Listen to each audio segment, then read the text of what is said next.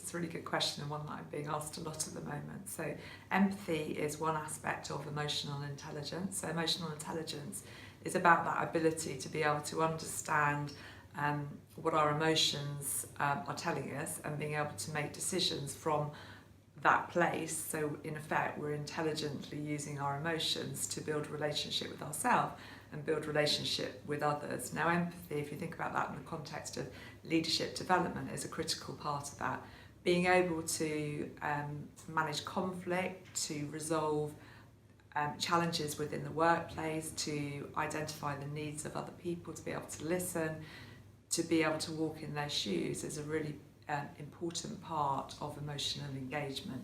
So if I want to engage the talent that I have, whether that's on an individual level or on an organisational level, it's absolutely critical that that they feel that they can trust the organisation, they can trust the individual leader, that they feel that they're listened to, that they're heard, that they're understood. So it might not mean that it changes any of the decisions that are made from a leadership perspective, but what it does is it takes into account the fact that actually as an individual and an individual working for an organisation, I feel that at least my point of view has been listened to. I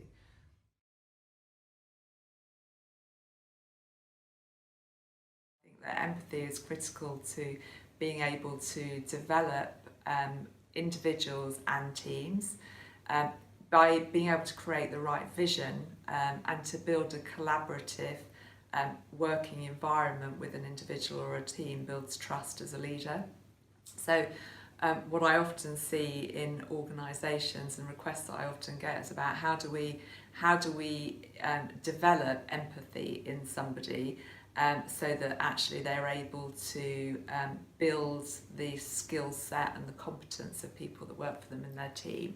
I think what empathy allows managers or leaders to do is really engage with individuals on a completely different level. So it kind of it makes it less task focused and far more humanistic in terms of their approach to leadership. What people want now is they want to be able to trust the person that they work for. They want to feel that they're heard, that they're listened to.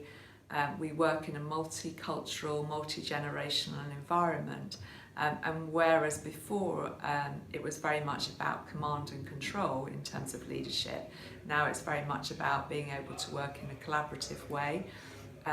And people want to have that collaboration. So empathy as a competence allows leaders and managers to be able to develop that ability to build a relationship with somebody else. So where empathy plays a part in terms of coaching is about that ability for a manager or a leader to really understand what the drivers are and the motivations for that individual are. So an example of that would be and particularly when you start to look at different personality preferences in the workplace, and if you look at it from a Myers-Briggs perspective, if you've got numerous different preferences, and I'm a manager and I'm leading somebody with a completely different preference, if I'm not clear about, or if I'm not interested in understanding what their perspective on things are, if I'm not prepared to walk in their shoes, then it's very unlikely that I'm able to be able to adapt and flex my style to the need of that individual. So if you bring that back to the ability to be able to coach, some of the core competencies around coaching are about being able to be curious, being able to understand and ask questions, but truly listen. So empathy is very much about that ability to be able to listen to the person that I would be coaching, to really hear them, but hear them on many different levels. So when we think about empathy, we might think about it just in terms of what we're listening to in the context of the words that they're giving, but we know that actually it's about that ability to really tune into the non-verbal communication. And actually, I think the stats say that 92 or 93% of communication is non-verbal. So my ability to truly listen from an intuitive place, to tune into the emotions that somebody else might be experiencing, is kind of the area that would link very much to empathy. the why it's absolutely critical to business results, that ability to be able to create a more collaborative and more inclusive, a more authentic leadership and emotionally fit leadership climate. Empathy is one aspect of that, and it's been, research has proven time and time again.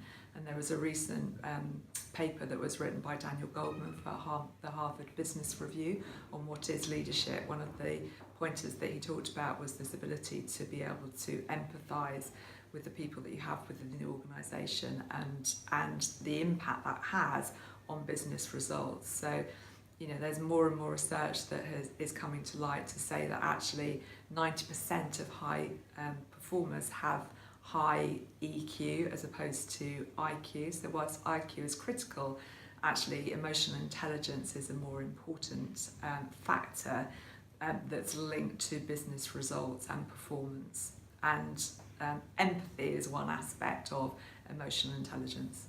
And 58% of job performance is linked to emotional intelligence. So if you think empathy is one aspect of emotional intelligence, so emotional intelligence, we look at it on 3 levels. There's the attitudes that I hold about myself and others. It's the emotions and my ability to tune into the feelings, the emotions, my own emotions and the emotions of others, which will drive behaviours and which will drive decisions that I make. So the more attuned I am as a leader or as an organisation, either to my internal customers, so either the people that work for me or the people within the organisation, the same is said for the more insights that I have around external customers, enables me to empathise, to walk in their shoes and then to make business decisions, either about our service or about a product or about individual in terms of how I support them on their career, which will really impact business results.